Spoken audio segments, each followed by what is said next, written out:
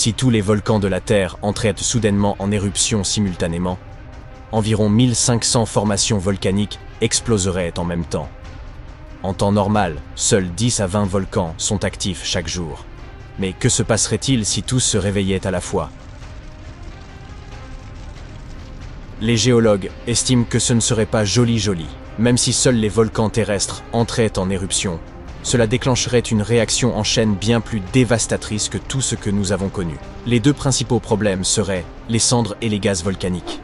Bien que les explosions et la lave soient dangereuses pour les gens à proximité, le véritable péril réside dans les conséquences à long terme. Une épaisse couche de cendres recouvrirait la planète, bloquant complètement la lumière du soleil. Son absence signifierait l'arrêt de la photosynthèse, entraînant la disparition des cultures et une chute drastique des températures. Ce nuage de cendres pourrait persister dans notre atmosphère pendant près de 10 ans. En plus des cendres, les pluies acides constitueraient également une menace. Les gaz volcaniques, comme l'acide chlorhydrique et le dioxyde de soufre, se mélangeraient à l'atmosphère, retombant sous forme de pluies acides. Ce type de précipitation polluerait les eaux souterraines et la surface océanique. Même si les humains parvenaient à survivre jusque-là, les récifs coralliens et de nombreuses autres créatures marines disparaîtraient. Des événements similaires ont été observés dans l'histoire de la Terre, mais à une échelle bien moindre. De grandes éruptions volcaniques ont été associées à des extinctions de masse. Lorsque le Pinatubo a éclaté en 1991, il a refroidi certaines parties du globe pendant 2 ans. Néanmoins, le dioxyde de carbone supplémentaire émis par ces éruptions pourrait également réchauffer la planète. Un peu comme lorsque nous réglons notre four sur « griller » pour obtenir une couche croustillante sur notre gratin dauphinois. Les géologues ont également mentionné qu'il existait des preuves dans notre atmosphère indiquant que des phénomènes similaires s'étaient déjà produits dans un passé lointain.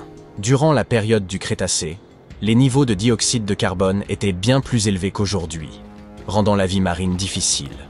Qui survivrait à tout cela? Probablement seuls quelques extrémophiles, ces organismes qui prospèrent dans des conditions intenses telles que les sources chaudes ou les cheminées hydrothermales sous-marines. Quant aux humains, nous pourrions nous réfugier dans des bunkers souterrains jusqu'à ce que les choses se tassent ou construire suffisamment de stations spatiales pour tous nous accueillir. Cependant, les chances que tous les volcans entrent en éruption simultanément sont très faibles. Cela est dû au fait qu'il n'existe pas une seule source commune alimentant tous les volcans sur Terre. Chacune de ces embouchures possède son propre réservoir de magma, sauf dans quelques cas où, effectivement, elles partagent le même approvisionnement. Ainsi, en 1912, le Nova Rupta d'Alaska est entré en éruption, en même temps qu'un autre volcan partageant le même magma. Les scientifiques ont également trouvé des traces de magma cachées sous des zones volcaniques, comme celle de Taupo en Nouvelle-Zélande. Ce magma peut s'étendre horizontalement sur de longues distances, mais il reste avant tout une curiosité locale. Même si nous considérions tout le magma dans le sous-sol de Taupo comme un seul système, celui-ci n'est pas connecté à d'autres régions volcaniques comme l'Indonésie ou les Philippines. Étant donné que la grande majorité des volcans sont isolés, ils ne peuvent pas se synchroniser pour entrer en éruption simultanément. Leur magma provient de différents processus, comme la décompression du manteau ou l'ajout d'eau au manteau par subduction. Il n'y a ainsi aucun moyen de faire entrer tous ces différents volcans en éruption ensemble, en raison du fonctionnement de la tectonique des plaques. Cela ne signifie pas que nous ne verrons pas d'activité volcanique intéressante à l'avenir. Prenons une zone sous-marine proche de la Colombie-Britannique, où, récemment, près de 200 petits séismes par heure ont été détectés. Profondément sous le plancher océanique du Pacifique, au large de l'île de Vancouver, du magma est sur le point d'entrer en éruption, réchauffant l'eau à tel point qu'elle bouillonnera comme dans un chaudron. Cependant, cet événement restera probablement inaperçu de tous, sauf des scientifiques. L'éruption prévue se produira très probablement à environ 5 km sous la surface de l'océan. Les scientifiques ont indiqué que ces séismes variaient d'une magnitude négative à 4,1, ce qui signifie que seuls les gens se trouvant à proximité en ressentiraient les secousses. Cette activité inhabituelle nous offre une opportunité rare d'étudier la formation de la croûte terrestre. Le magma sous le plancher océanique est estimé à près de 800 degrés, mais refroidira rapidement au contact de l'eau lors de l'éruption. Cette roche en fusion se solidifiera en touchant le fond marin, devenant immédiatement noir. L'événement profitera également aux biologistes, qui auront l'opportunité d'observer comment les animaux marins réagissent à de tels changements. Fuyez, pauvres fous! L'Antarctique, souvent perçu comme un vaste continent glacé, cache également des surprises volcaniques sous sa surface. Des chercheurs ont identifié plus de 130 volcans sous la seule calotte glaciaire occidentale, faisant de cette région la plus grande zone volcanique de la Terre. La plupart de ces volcans, soit environ 90, ont été découverts récemment lors d'une étude de 2017. Mais l'un de ces volcans antarctiques pourrait-il réellement entrer en éruption? Cela dépend du volcan en question. Bien que ces formations soient relativement jeunes en termes géologiques, il est difficile pour les scientifiques de déterminer s'ils sont encore actifs ou non. Il n'y a que 2 volcans actifs confirmés en Antarctique, l'île de la Déception et le mont Erebus. Ce dernier, dominant comme le plus haut sommet du continent, est en éruption continue depuis au moins 1972. Il est connu pour émettre des gaz et de la vapeur, et parfois même projeter des roches lors de ce que l'on appelle des éruptions stromboliennes. Une de ses caractéristiques les plus remarquables est la présence persistante d'un lac de lave en son cratère, un phénomène rare, nécessitant des conditions spécifiques pour maintenir la surface en fusion. Ainsi, le mont Erebus est alimenté par un flux constant de magma provenant des profondeurs du manteau terrestre. Cette arrivée continue de roches en fusion maintient le lac de lave en activité en dépit des basses températures ambiantes.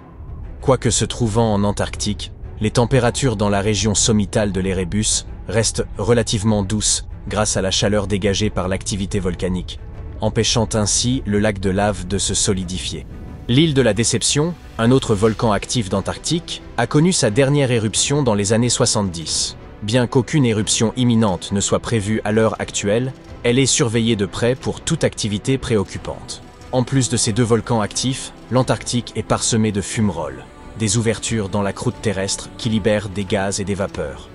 Parfois, ces fumerolles peuvent former des tours de glace atteignant une hauteur de 3 mètres. Peut-être devrions-nous également nous intéresser aux supervolcans, capables de produire les éruptions les plus massives et les plus destructrices. Contrairement aux volcans typiques, avec une seule cheminée, les supervolcans possèdent une vaste chambre magmatique sous la surface, couvrant des dizaines voire des centaines de kilomètres de diamètre. Leurs éruptions peuvent avoir des effets catastrophiques sur les zones environnantes et impacter le climat global en raison des énormes quantités de cendres et de gaz qu'ils projettent dans l'atmosphère.